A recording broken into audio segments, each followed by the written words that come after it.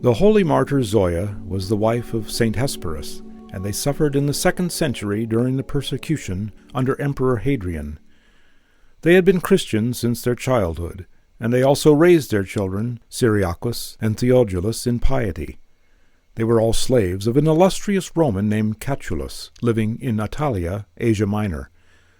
While serving their earthly master, the saints never defiled themselves with the food offered to idols, which pagans were obliged to use.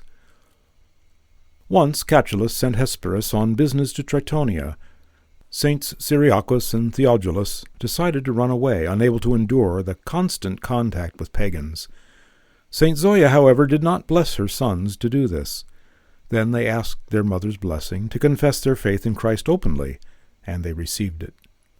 When the brothers explained to Catulus that they were Christian, he was surprised, but he did not deliver them for torture. Instead, he sent them with their mother to St. Hesperus in Tritonia, hoping that the parents would persuade their children to deny Christ. At Tritonia, the saints lived in tranquility for a while, preparing for martyrdom.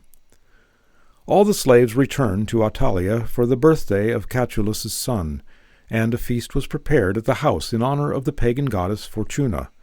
Food was sent to the slaves from the master's table, and this included meat and wine that had been sacrificed to idols. The saints would not eat the food. Zoya poured the wine upon the ground and threw the meat to the dogs.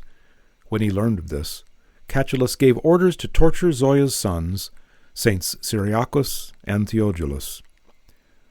The brothers were stripped, suspended from a tree, and raked with iron implements before the eyes of their parents, who counseled their children to persevere to the end. Then the parents, St. Hesperus and Zoya, were subjected to terrible tortures.